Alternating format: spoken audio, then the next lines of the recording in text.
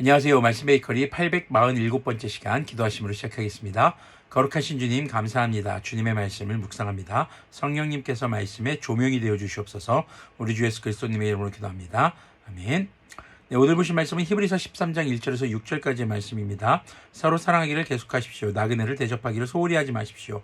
어떤 이들은 나그네를 대접하다가 자기들도 모르는 사이에 천사들을 대접하였습니다.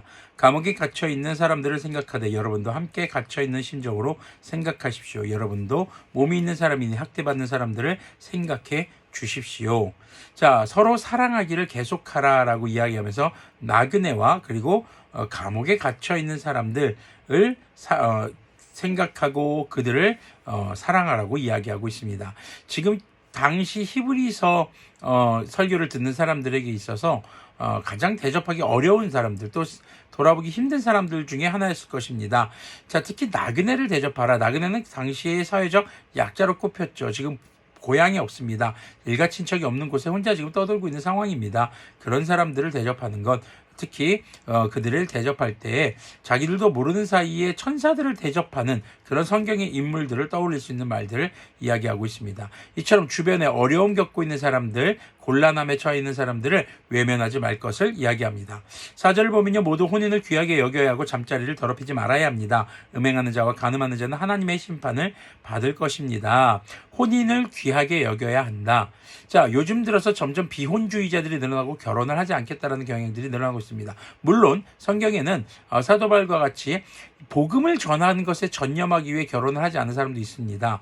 그러나 자신의 취향과 기호 때문에 그런 욕심 때문에 결혼을 좀 멀리한다. 이런 것들은 우리가 주님의 창조 섭리 안에서 혼인을 너무 가볍게 여기는 것은 아닌가 생각해 봐야 합니다.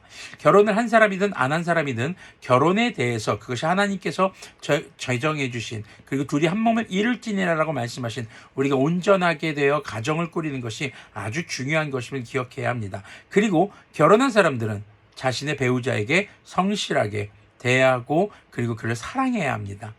사랑은 의무감으로 한다는 것이 아닙니다. 하지만 우리가 결혼을 할 때에도 서로 사랑함에 있어서 나의 기호가 전부가 되지 않기를 바랍니다. 사랑한다는 것은 기준이 내가 되는 것이 아니라 상대방이 기준이 되는 것임을 기억해야 할 것입니다.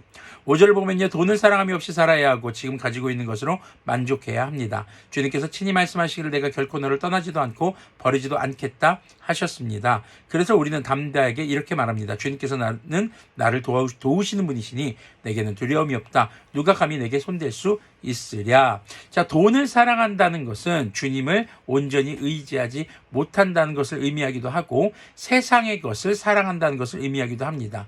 결국 우리가 내가 원하는 것, 내가 갖고 싶은 것, 나의 기호를 또 나의 니즈를 채우기 위해서 하나님 이외에 다른 것으로 그것을 채우려고 한다는 것이 문제가 되는 것이죠. 결국 이것이 우상과 사실 연결이 되는 것이거든요. 우리의 믿음의 기초는 지금 신명기 말씀, 창세기 말씀, 또 여호수아의 말씀에서도 계속 언급되고 있는 내가 결코 너를 떠나지도 않고 버리지도 않겠다. 예수님께서 하셨던 말씀, 너희는 땅끝까지 내 증인이 되어라 하셨던 말씀을 하면서 모든 민족으로 제자를 삼아 아버지와 아들과 성령님의 이름으로 세례를 주고 내가 너희에게 가르쳐 지켜 행하라는 것들을 가르쳐서 지키가라. 볼지어다 내가 세상 끝날까지 너희와 항상 함께 있을 것이다. 주님께서는 창조하시고 통치하시는 분이십니다. 주님께서 우리와 함께 하시겠다는 것, 이것을 믿는 믿음으로 우리는 다른 욕심에 사로잡히는 것이 아니라 주님의 말씀이 나의 삶에 이루어지는 것에 가장 우선순위를 두게 되는 것이죠. 자, 오늘 1절에서 6절까지의 말씀을 보면은요, 우리가 주님께서 우리에게 주신 그 계명을 떠오르게 합니다. 주 너의 하나님을 마음과 뜻과 목숨을 다해 사랑하고 서로 내 이웃을 내 몸같이 사랑하라는 것이죠. 우리의 사랑은 일방적인 사랑이 되어서는 안 됩니다. 하나님께서는 이미 우리를 그 외아들 예수 그리스도님을 보내주시기까지, 우리 예수님께서는 목숨을 주시기까지 우리를 사랑하셨습니다. 사랑은 일방통이 되어서는 안 됩니다. 서로 사랑해야 하는 것이죠. 우리 주변의 이웃들을 돌보고 또 가정 안에서 남편과 아내가 또 자녀와 부모가 서로 사랑해야 할 것입니다. 주님과 우리의 관계도 마찬가지로 주님께서 우리에게 이미 그 진한 사랑을 고백하셨습니다. 그 사랑에 우리가 화답하고 서로 사랑할 수 있는 그런 우리들이 되길 바랍니다. 하나님의 사랑에 그냥 하나님의 사랑으로만 끝나는 것이 아니라 우리도 주님을 사랑하기 소망합니다. 그리고 우리 주변의 성도들과 또 어려운 이웃들을 외면하지 않고 가정 안에서 부부 사이에 또 부모와 자녀 사이에 서로 사랑하는 것, 그것이 우리가 마지막 때를 살아가는 그리스도인으로서의 마땅한 삶의 자세인 것을 기억하셨으면 좋겠습니다. 사랑하라는 것은 선택사항이 아닙니다. 의무사항입니다. 그래서 주님께서는 사랑하라라는 명령을 내리셨던 것이죠. 기도하겠습니다.